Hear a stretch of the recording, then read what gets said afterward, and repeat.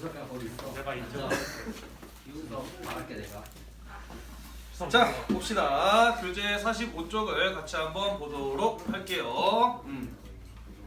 자 우리가 지난 시간에 살펴본 내용이 무엇이었냐면은 청나라의 양무운동이 어떻게 전개되었는가 하고 일본의 개항이 어떻게 이루어졌는가에 대해서 이야기를 했었습니다. 그죠? 자 우선은 청나라의 양무운동 같은 경우에는요 청나라가 1, 2차 아편전쟁에서 패배했던 것에 대한 충격, 또한 태평천국 운동을 진압하는 데 큰 공을 세웠던 양무파 관료들이 특히 그 상승군이라고 하는 서양 용병들이 사용했던 서양 무기의 위력에 실감하면서 중국도 이제는 근대적 개혁이 필요하다라고 해서 추진한 게 바로 청나라의 첫 번째 근대적 개혁 시도 양무운동이었다라고 이야기를 하였어요. 양무운동의 모토, 양무운동은 어떠한 원칙에 의해서 진행이 되었던 근대적 개혁 시도였나요?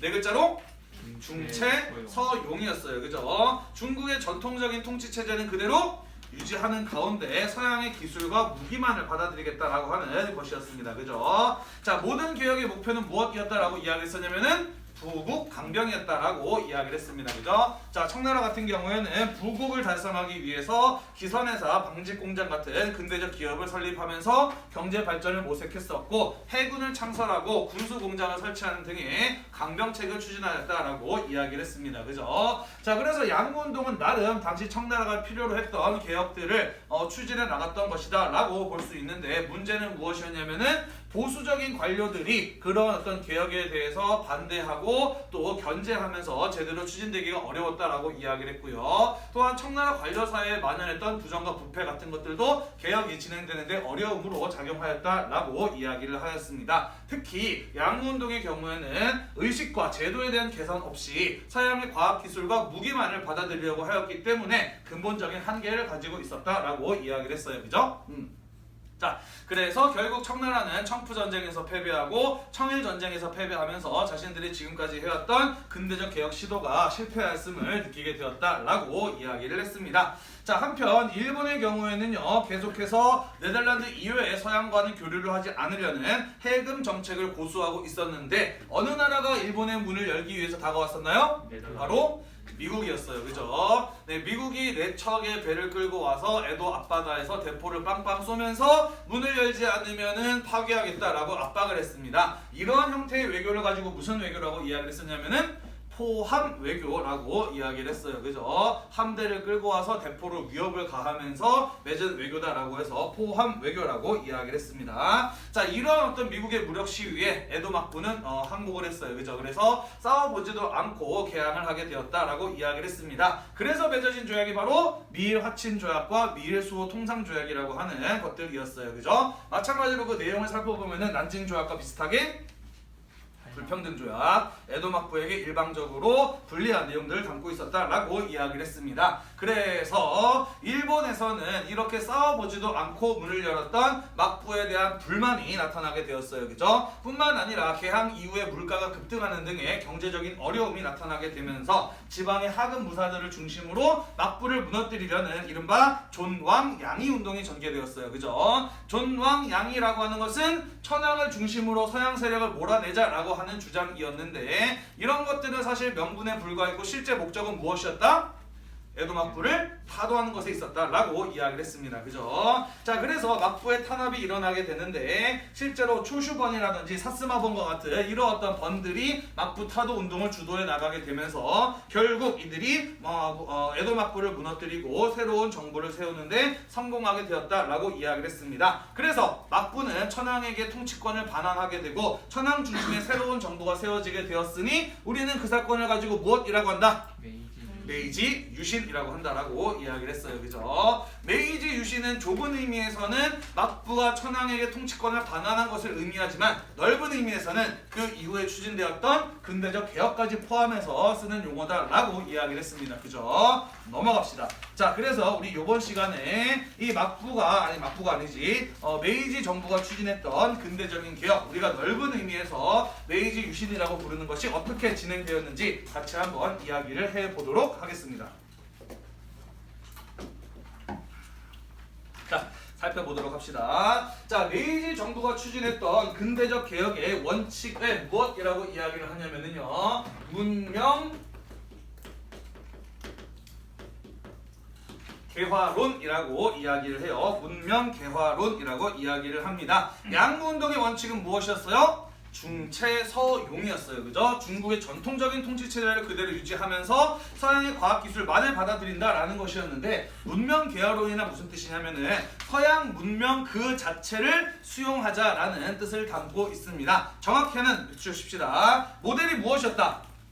서양의 근대 국가였다. 산업혁명 이후의 서양 국가와 같은 모습으로 일본을 바꾸고자 하는 것이 바로 문명 개화론이었다라는 것이죠. 문명이라고 하는 것은 무엇을 말하는 것이냐? 인간이 국가를 만들고 그 이후에 발전시켜왔던 모든 것들을 다 통틀어서 문명이라고 이야기를 합니다. 다시 말해서 이 메이지 정부가 추진했던 근대적인 개혁은 의식과 제도를 포함한 사상을 포함한 모든 분야에서의 근대화를 서양화를 추구했던 것이 바로 이 메이지 유신이었다. 그런 원칙이 바로 문명 개화론이다라는 것이에요. 이해가 되나요? 자, 메이지 정부가 추진했던 이런 근대적 개혁은 그러니까 양무운동에 비해서 훨씬 더 속도가 빨랐다. 분야가 넓었다. 그죠? 전면적인 성격의 개혁이었고 상당히 급진적인 적극적인 형태의 근대적 개혁이었다라고 볼 수가 있습니다. 메이지 정부가 이렇게 적극적이고 급진적인 개혁을 추진해 나갈 수 있었던 까닭은 무엇일까요? 미국?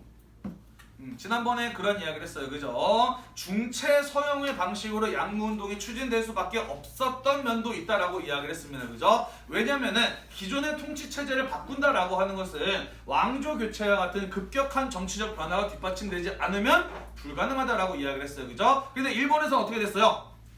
그렇죠. 에도 막부에서 메이지 정부로의 정권의 교체가 이루어졌습니다. 그죠? 전쟁을 통해서 반대 세력을 제거하고 나서 추진한 개혁이었기 때문에 기존의 보수적인 세력들의 반발이나 저항보를 무시하고 빠른 속도로 근대화를 추구해 나갈 수 있었던 것이 바로 이 메이지 유신의 특징이다라는 것이에요. 이해가 되시나요? 네.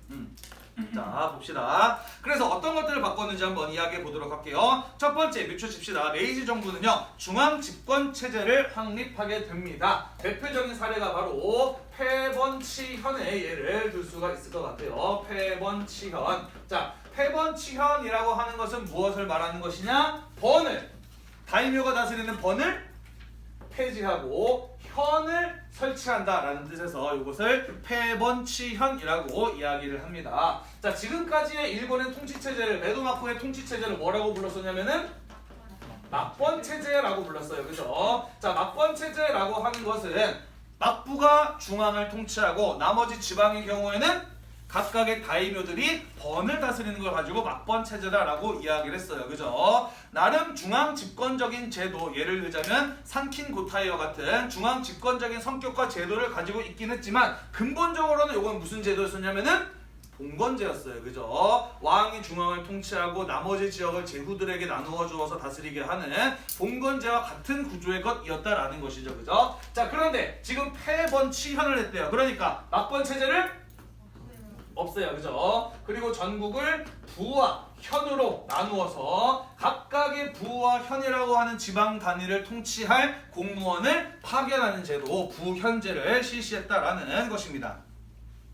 자, 그래서 전국의 번들이 폐지가 돼요. 그러면서 전국에 261개의 번이 폐지가 되고요. 전국에 302개의 현이 새롭게 설치가 됩니다. 다이묘를 대신해서 각각의 부 그리고 현을 다스릴 부지사, 현지사 이런 사람들을 중앙정부에서 파견하게 됩니다. 그러면서 일본은 이제 중앙정부가 일본 전체를 직접 통치하는 중앙 집권적인 통치체제를 확립하였다. 그게 바로 패번치현이라고 하는 것이에요.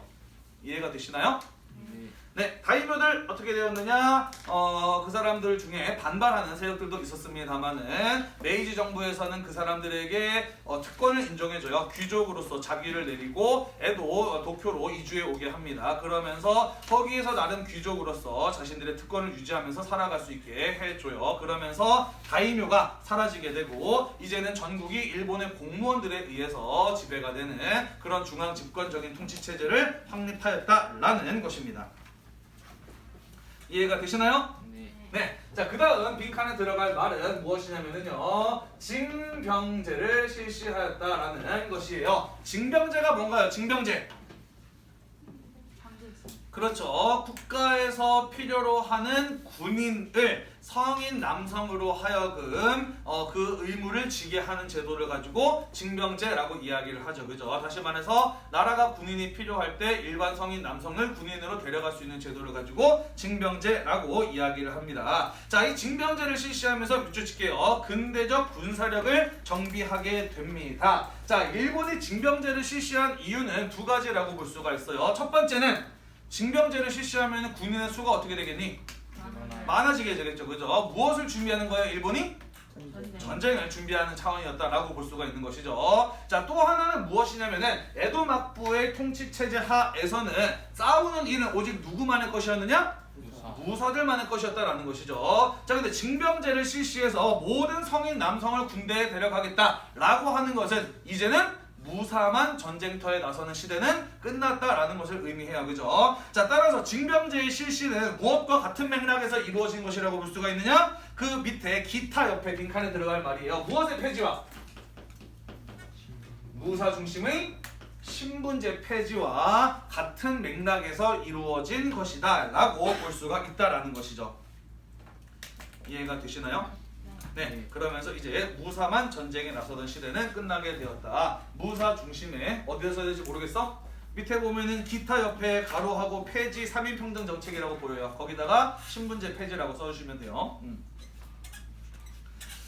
자, 봅시다. 그 외에 경제 발전을 위해서 여러 가지 재정 안정 정책을 실시하게 됩니다. 자, 첫 번째 밑줄 칠게요. 근대적 군사력을 이거 아니지. 근대적 토지세를 도입을 합니다. 근대적 토지세를 도입을 한다. 자, 요거는 뭔 소리냐? 쓰셔도 되고 안 쓰셔도 관계없어요. 기존에 일본에서 시행되던 토지 제도의 이름은 무엇이냐면은 석고제라고 하는 것인데, 이 석고제라고 하는 것은 토지의 가치를 무엇으로 계산했느냐? 그 땅에서 생산되는 쌀 생산량을 기준으로 토지의 가치를 측량하던 제도가 바로 석고제라고 하는 제도였어요. 다시 말해서 쌀이 생산되지 않는 토지는 세금을 낼까 안 낼까? 쌀을 생산하지 않는 토지는 가치도 없고 세금도 내지 않는 제도였다라는 것입니다. 철저히 농업사회에서 따졌던 토지에 대한 가치 계산이라고 볼 수가 있겠네요. 그죠? 자, 그런데 여기서 말하는 근대적 토지세를 도입했다라고 하는 것은 무엇을 말하는 것이냐? 요거를 토지제도를 개혁을 해서 근대적인 토지제도를 실시하면서 토지의 면적과 그리고 그 토지의 경제적 가치, 가격에 따라서 지권이라고 하는 것을 발행을 했어요. 지권이라고 하는 것을 발행을 했습니다. 자, 그리고 그거를 기준으로 세금을 징수했거든요. 자, 오른쪽에 보시면은 선생님이 지권이라고 하는 것을 그림을 넣어놨습니다. 보이나요?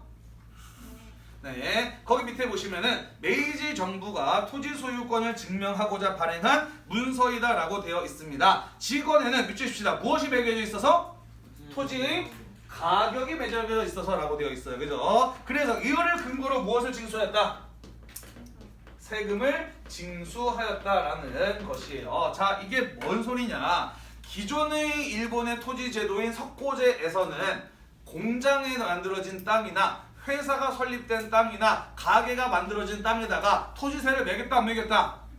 안 매겼어요. 그죠? 농업 중심의 사회니까 모든 가치는 토지에서 생산이 되는데 토지에서 생산이 되는 농산물이 없으면 그 땅은 경제적 가치가 없는 땅이라고 여겼다라는 거예요. 그죠? 자, 하지만 근대적 개혁을 추진하면서 공장이나 회사 같은 것들이 세워졌어요. 그 땅에서 농산물이 생산돼야 생산되지 않아요? 생산되지 않아요. 하지만 거기서 경제적인 생산이 이루어지고 있나요? 이루어지고 있어요. 그죠? 그래서 산업사회로 전환이 되면서 토지 제도에 대한 개혁이 이루어진 겁니다. 토지의 면적과 그 토지가 가지고 있는 가격에 따라서 토지에다가 세금을 매기는 이런 제도가 시행이 되었다라는 것이에요. 직원을 기준으로 그 세금을 징수했다라는 것이죠. 자, 이러한 토지 제도의 개혁은 어떤 변화를 보여주는 것인가요? 일본이 철저하게 어떤 산업 중심 사회에서? 농업 사회에서, 그죠? 점차 어떤 사회로? 산업사회로 넘어가게 되는 것을 보여주는 대표적인 사례라고 볼 수가 있겠죠. 그죠?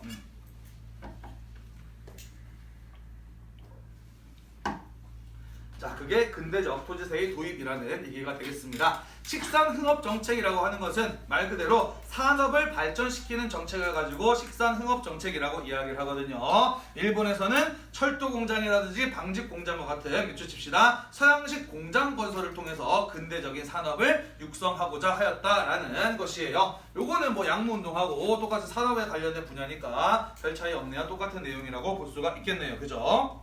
자, 그 외에도 아까 빈칸에 썼죠? 무엇을 폐지했어요? 신분제를 폐지했어요. 그죠? 그러면서 3인 평등 정책, 무사든 존인이든 농민이든 천민이든 모두 평등한 인간이라고 하는 3인 평등 정책을 채택하였다라는 것입니다. 자, 이 일본의 신분제 폐지를 보여주는 대표적인 사례가 있는데 그게 바로 무엇이냐면요. 메이지 유신 이후에 어떤 명령이 전국에 내려지느냐?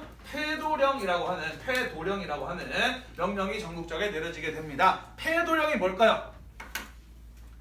폐도령. 무엇을 폐지하는 명령일까요? 칼을 차고 다니는 것을 폐지하는 명령이 폐도령입니다. 자, 왜 칼을 차고 다니는 것을 금지했을까? 메이지 유신 이전에는 어떤 사람들만 칼을 차고 다녔을까? 무사들만 칼을 차고 다녔어요. 그죠? 칼을 차고 다닌다라고 하는 것은 내가 무사다. 이 사회의 지배 계급이고 지배 신분이다라고 하는 것을 보여주는 행동이었다라는 것이죠. 저런 거 배웠잖아요. 지난번에 미우라 안진이라 그래서 영국 사람인데 이 에도막부에 와가지고 도쿠가와 이에야스의 외교 고문이 되면서 서양인 최초로 칼을 차고 다니는 것을 허가받는 사람이 있었다라고 얘기했잖아요. 그죠? 네. 칼을 차고 다닌다? 곧 자신이 사무라이라고 하는 것을 보여주는 대표적인 행동 양식이었다라는 것이죠. 자, 그런데 칼을 차고 다니지 못하겠어요. 왜? 그쵸, 이제는 무사든 쌍놈이건 농민이건 이런 계급이 없다. 그러니까 니네가 무사라고 칼 차고 다니지 말아라 라는 이런 어떤 명령을 내렸던 것입니다. 이해가 되시죠? 그죠? 꽤나 진지하게 이것을 시행했던 모양이에요.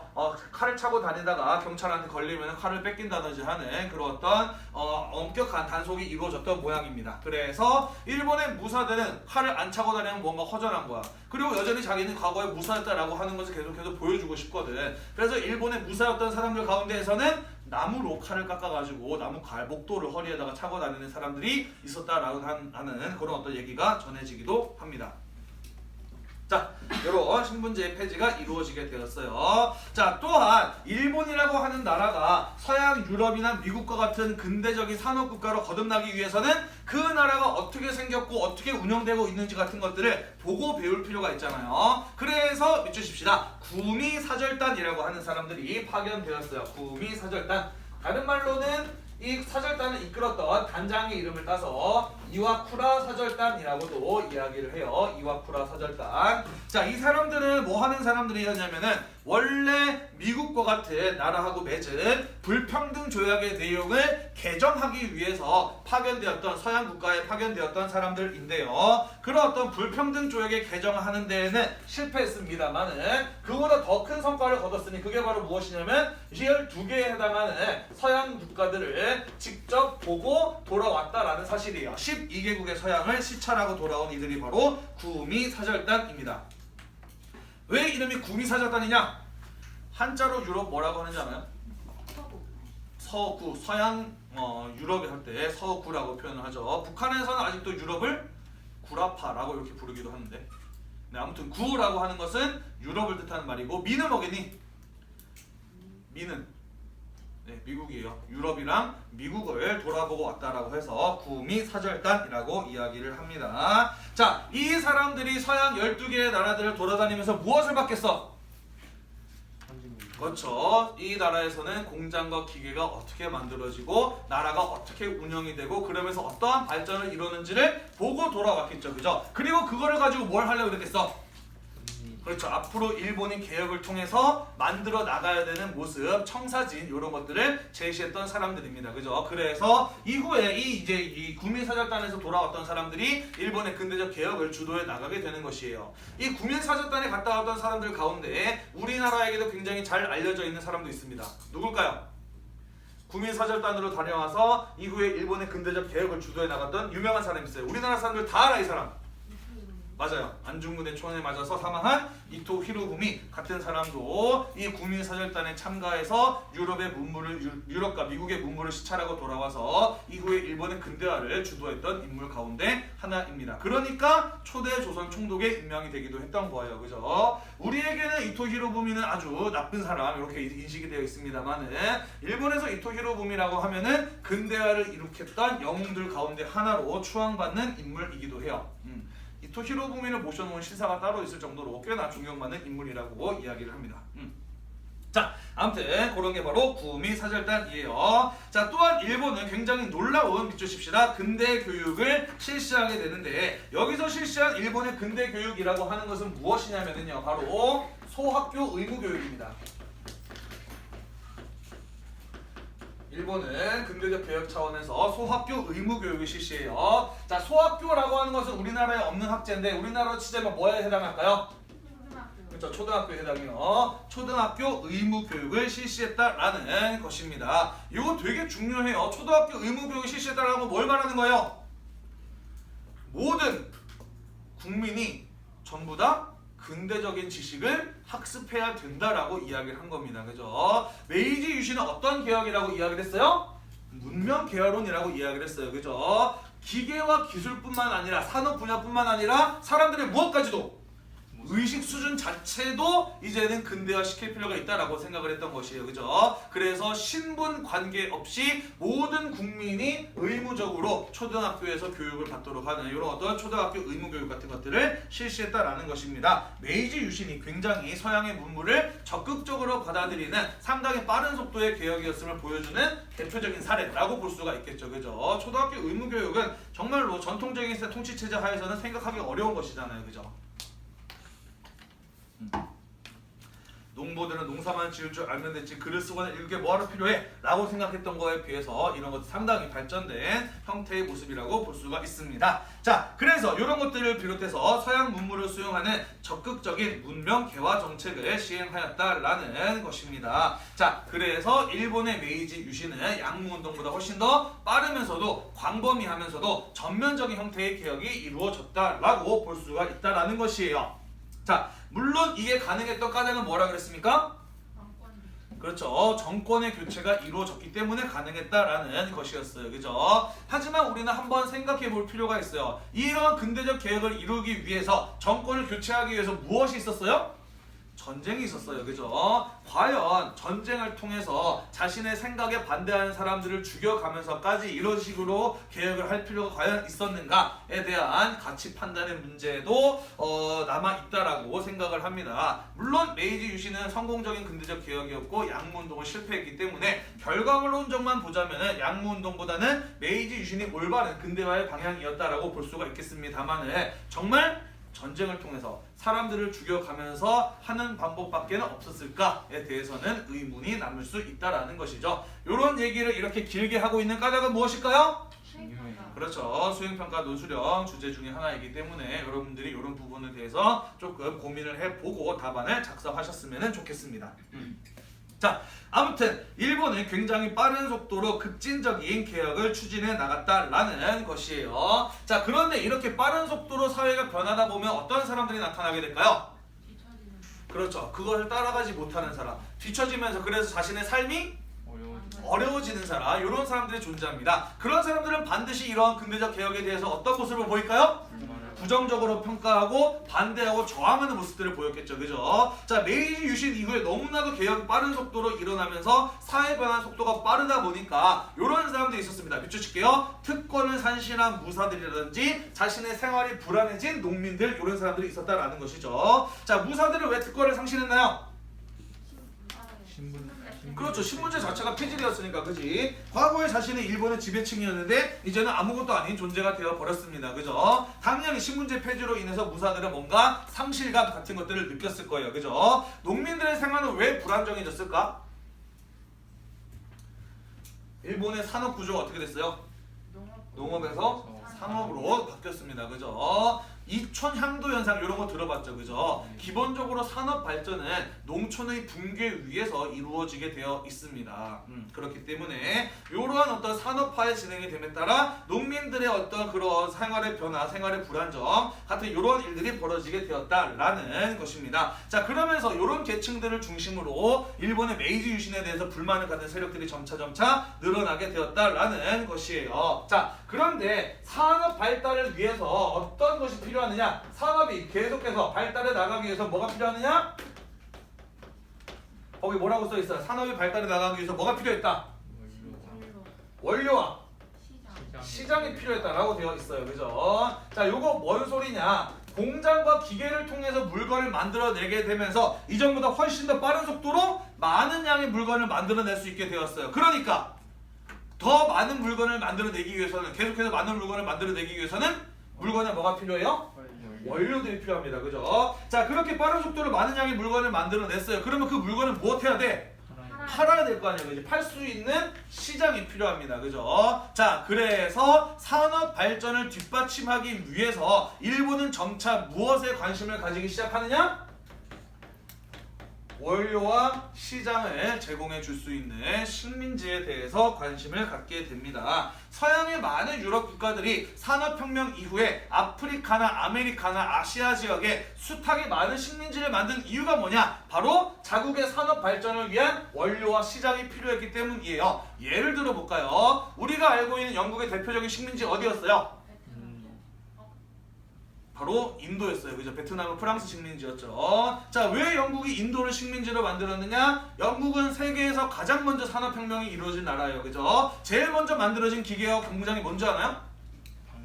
방직기, 방적기. 방적공장, 방직공장이에요. 면직물을 만드는 기계와 공장이 영국에서 산업혁명에서 가장 먼저 만들어졌습니다. 자, 이 면직물의 원료가 되는 게 바로 무엇이냐면은 목화예요. 목화솜인데 인도는 세계에서 가장 대표적인 목화 생산지 가운데 하나인 겁니다. 자, 그래서 영국에서 계속해서 이 면직물 공업을 발전시켜 나가기 위해서는 많은 양의 원료를 어떻게 최대한 많이 싼 값에 가져올 필요가 있습니다. 그죠? 그리고 그걸 영국에서 공장에서 기계로 돌려가지고 다시 인도에다가 팔 필요가 있었던 것이에요. 그죠? 자, 그래서 영국은 인도를 식민지로 지배하면서 원료를 싼 값에 사오고 그걸 다시 인도에다가 팔았던 겁니다. 그죠? 자, 그러다 보니까 인도에서 어떤 일이 벌어지게 돼요? 원료를 수출해도 버는 돈은 적어요. 그죠? 그리고 영국산 상품을 사느라고 돈이 다 빠져나가요. 그죠? 그러면서 인도의 전통적인 면직물 수공업자들 다 어떻게 되는 거예요? 쫄딱 망하게 되는 거예요. 그죠? 인도의 독립운동의 상징과 같은 인물 누가 있습니까? 간디, 마하트마 간디 같은 사람 있잖아요. 그죠? 간디 사진 중에 되게 유명한 거 있어요. 이렇게 쪼그리고 앉아가지고 물레 돌리면서 실 뽑아내는 사진 있어요. 본 적 있죠? 그죠? 이거 뭐 하는 거예요? 영국산 면직물 쓰지 말고 우리 손으로 직접 면직물 만들자라고 하는 그런 어떤 국산품 애용운동을 하는 장면이거든요. 그죠? 자, 그렇게 이제 간디 같은 사람들이 이 식민지배에 대한 저항하면 어떻게 하는 거예요? 군대를 풀어가지고 진압을 하는 겁니다. 그죠? 그러면서 계속해서 자국의 경제 발전을 위한 희생양으로 만드는 게 바로 뭐다? 식민 지배다라는 겁니다. 일본이 우리나라를 식민지로 지배했던 것도 이거에서 큰 틀에서 벗어나지 않는다라는 거예요. 자, 아무튼 그래서 일본에서는 산업 발달에 나가게 되면서 점차 식민 지배에 관심을 갖게 됩니다. 자, 그러자 밑줄칠게요. 몰락한 무사를 중심으로 무엇이 대두하느냐? 정한론이 대두하게 됩니다. 정한론 무슨 말일까요? 한반도를 그렇죠. 정벌하자라고 하는, 정복하자라고 하는 정한론 같은 것들이 나오게 된다라는 것이에요. 자, 왜 이런 주장들이 몰락한 무사들을 중심으로 나왔을까? 신분제가 폐지되면서 무사들은 몰락했어요. 하지만 전쟁이 터지면 그렇죠. 자신들이 다시 이 세계의 주역이 될 수가 있습니다. 그죠? 내가 주인공이 될 수 있는 기회가 주어지기 때문에 전쟁을 요구했던 것이에요. 자, 그래서 이 정한론이 나왔습니다. 한참 일본 내에서 뜨겁게 정한론이 요구가 되고 있었어요. 자, 그러면서 정한론을 주장하는 무사들이 누구를 중심으로 뭉치느냐? 사이고 다카모리라고 하는 유명한 무사가 있었어요. 무사들에게 존경받는 이 사이고 다카모리를 중심으로 하는 무사 세력들이 형성이 됩니다. 그러면서 정한론을 실행할 것을 강력하게 요구하게 되는데 이때 누가 돌아오느냐? 정한론이 한참 뜨겁게 달아오르고 있을 때 누가 돌아오느냐? 이와쿠라 사절단이 돌아와요. 구미 사절단이 돌아옵니다. 그리고서 뭐라고 이야기를 하느냐? 우리가 외국에 가서 봤더니 우리는 아직 다른 나라를 침략할 수준이 안 된다라고 이야기를 합니다. 자, 그래서 메이지 정부가 이들이 요구했던 정한론을 부정을 해요. 자, 그래서 이에 대해서 불만을 품고 사이고 다카모리를 중심으로 하는 무사 세력의 반란이 일어나게 됩니다. 자, 그리고 그들이 메이지 정부군과 전쟁을 벌이게 되는데 그게 바로 세이난 전쟁이라고 하는 것이고요. 교재에는 뭐라고 표기되어 있어요? 서남 전쟁이라고 표시가 되어 있죠. 한자로는 세이난 전쟁, 일본어로는 세이난 전쟁, 한자로는 서남 전쟁이라고 하는 것이 되겠습니다. 여기에서 누가 승리를 했을까요? 정부군이 승리를 해요. 왜냐면 사이고 다카모리를 중심으로 한 무사 세력들은 전통적인 사무라이들이에요. 무엇을 선호했을까? 칼 들고 직접 싸우는 무사의 혼을 선호했던 사람들이에요. 그에 비해 정부군은 이미 완전히 산업화된 근대적인 무기를 갖추고 있는 군대였죠. 싸움이 될 리가 없어요. 그렇게 무사들은 실패로 하고 그들이 주장했던 정한론은 좌절되어 버리고 말았다라는 것입니다. 자, 그래서 메이지 정부의 급격한 근대적 개혁에 의해서 좌절하고 몰락했던 사람들은 자신들의 이해관계를 얻어내기 위해서, 관철시키기 위해서 다른 방식으로 접근하기 시작합니다. 그게 바로 무엇이냐면 밑줄칠게요. 자유민권운동의 전개예요. 자, 정한론이 대두되고 또 그것이 좌절되면서 이제는 다른 방식으로 사람들이 자신들의 권리를 요구하게 되었으니 그게 바로 자유민권운동이라고 하는 것입니다. 지금까지 메이지 정부가 추진해왔던 근대적인 정책은요, 국민들의 의사수렴이라든지 그런 과정 없이 밑줄칩시다. 어떻게 추진해왔어요? 강압적으로 추진되어 왔어요. 메이지 정부의 이런 어떤 강압적인 근대화 정책에 의해서 우리가 아까 이야기했던 몰락한 무사들이나 생활이 불안정해진 농민들, 이런 사람들이 나타난 거 아닙니까? 그죠? 자, 그래서 무사들을 중심으로 자신들이 다시 한번 주목받을 수 있는 정한론을 주장을 했었는데 그게 좌절됐어요. 그죠? 그러자 이번에는 무엇을 요구하게 되는 것이냐? 앞으로 나라를 운영해 나감에 있어서 우리 국민들의 의견을 반영해 줄 것을 요구하게 되는 겁니다. 무엇과 무엇의 설치냐? 의회의 설치와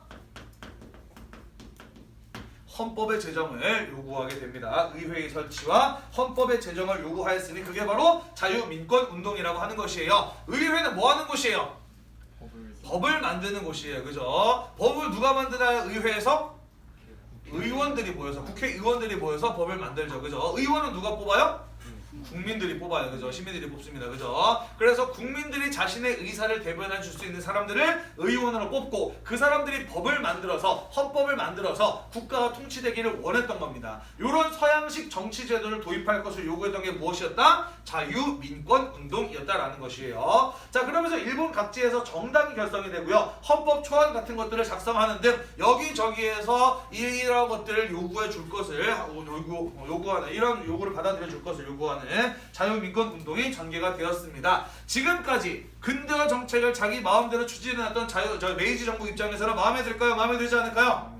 마음에 들지 않아요. 그죠? 그러면서 웃기는 소리 하지 마라 라고 하면서 이런 자유민권운동을 탄압하는데 결국에는 미치십시다. 서양식 정치 제도의 필요성을 인정하게 돼요. 왜냐면 메이지 정부가 추진했던 근대화 정책의 모토가 뭐였어요? 문명 개화론이었어요. 그죠? 나라 전체를 서양식으로 바꾸자라는 것이었어. 그런데 왜 기술과 기계의 제도만 서양식으로 바꾸고 정치는 서양식으로 안 바꾸냐라는 비판에 할 말이 있을까 없을까?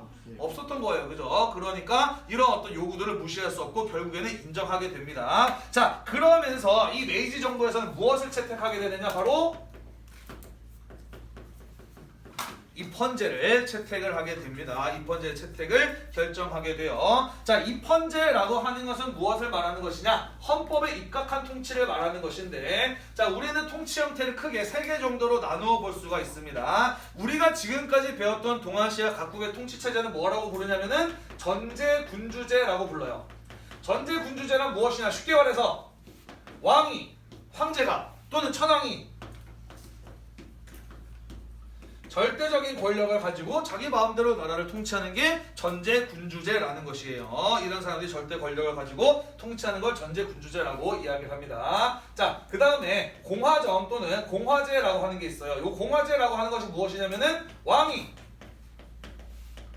없는 정치 체제를 가지고 공화제라고 이야기를 합니다. 예를 들자면 현재 우리나라의 민주정치 같은 이러한 것들이 공화제라고 볼 수가 있어요. 자, 입헌제, 여기서 메이지 정부가 채택한 입헌제는 무엇이냐면 바로 입헌 군주제라는 것입니다. 공화제와 전제 군주제 사이의 중간적인 단계라고 볼 수가 있는데요. 국민들이 자신의 의사를 대변해 줄 수 있는 의원을 선출하면은 그 사람들이 뭘로 구성이 되는 거예요?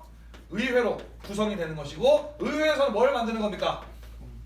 헌법과 법을 제정을 하는 거예요. 그죠? 자, 그런데 일본의 천황 지금 있습니까? 없습니까?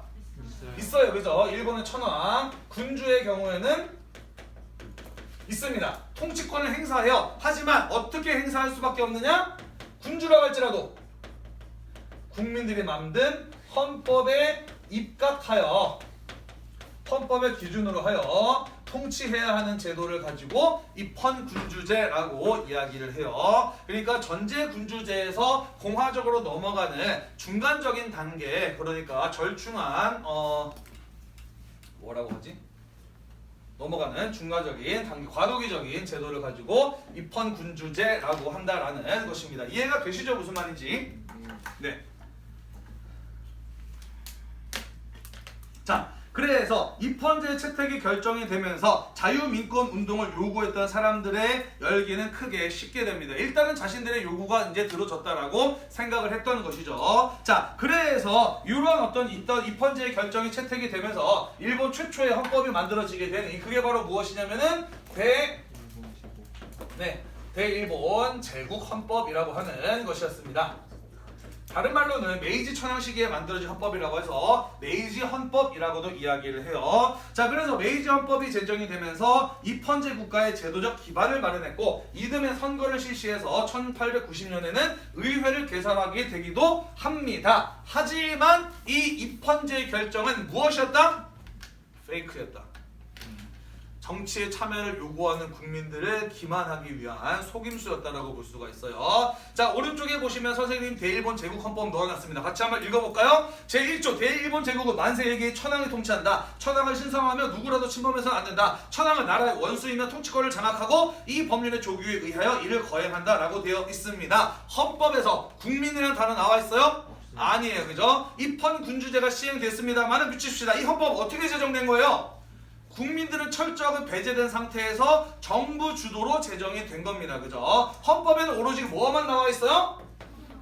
천황만 나와 있어요. 그죠? 천황 중심의 헌법이 만들어진 것이다 라고 볼 수가 있습니다. 그래서 천황의 권한에 의해서 국민의 기본권이 보장되는 것이 아니라 미칩시다. 무엇 때는? 국민의 기본권이 제한되는 헌법이 바로 이 대일본 제국 헌법이었다라는 것이죠. 자, 그렇기 때문에 일본의 실질적인 권력은 누가 장악하고 있었다라고 볼 수가 있느냐? 천황? 천황이 다 할까요? 아니죠. 실제로는 메이지 정부를 만든 사람들 누굽니까? 바로 메이지 유신을 주도했던 무사 세력들이잖아요. 그죠? 그래서 여전히 실권의 메이지 유신을 주도한 세력이 독점하고 있는 형태였다라고 볼 수가 있는 겁니다. 메이지 유신을 주도했던 사람들이 지금까지 자기들 마음대로 근대적 계획을 추진해 왔고, 그리고 이런 어떤 입헌제에 대한 요구를 받아들이는 척하면서 여전히 자신들이 실권을 장악하는 이런 어떤 기만적인 방법을 써서 헌법을 만들었다라는 것입니다. 이해가 되시나요? 네. 지난번에 그런 얘기했죠. 아직까지도 일본 총리 어디서 나온다 그랬어요? 초슈번이나 사스마번에서 나온다라고 이야기를 했잖아요. 그죠? 아직까지도 이 모습이 그대로 이어지고 있다라고 볼 수도 있는 것입니다. 자, 이렇게 해서 우리 일본의 메이지 유신 이후의 근대적 개혁이 어떻게 진행되었는지 간단하게 이야기를 해봤습니다. 시간이 5분 정도 남았는데요. 조선의 그의 개항, 요거는 여러분들 초등학교 때도 배우고 중학교 때도 배우고 고등학교 한국어 시간에 또 배웠기 때문에 다 알이라고 생각을 하고 후딱 진행을 해보도록 할게요. 자, 같이 한번 봅시다. 19세기의 조선에서는 이상하게 생긴 배, 이항선 같은 것들이 나타났어요. 베이징이 점령당했다는 소식이 들려오고요. 조선 내에서 천주교가 확산됩니다. 그리고 베이징 조약이 체결되면서 러시아가 연해주를 차지하는 등 외세에 대한 불안감이 증폭되고 있었습니다. 하지만 여전히 조선은 서양 오랑캐들과 교류에 대해서 부정적인 입장을 가지고 있었죠. 자, 19세기 말 조선의 실권을 장악하고 있었던 사람은 누구였냐면 바로 그렇죠. 흥선대원군이었어요. 그죠? 자, 이 흥선대원군의 경우에는 고종이 왕이 됐는데 왕이 되었을 때 나이가 불과 10살이었기 때문에 고종을 대신해서 조선의 정치를 했던 사람이 바로 흥선대원군이라고 하는 인물이었어요. 그죠? 자, 그리고 흥선대원군에 미칩시다. 어떤 정책을 계속 끝까지 유지해요? 통상수교 거부 정책을 끝까지 고수하죠. 그죠? 프랑스의 침략적인 접근인 병인양요, 미국의 침략적인 접근이었던 신미양요를 모두 격퇴했다고 주장합니다. 프랑스나 미국에서도 격퇴당했다고 볼까요? 아니에요. 그죠? 여러분 배워서 알겠지만은 물론 그들이 모두 물러가긴 했습니다만은 전쟁에서 입은 피해는 어땠어요? 조선이 훨씬 컸어요. 그죠? 자, 어쨌든 그들이 물러갔기 때문에 그들을 격퇴했다라고 주장하면서 흥선대원군이 뭘 세웠습니까? 걔네랑 사이좋게 안 지내겠다.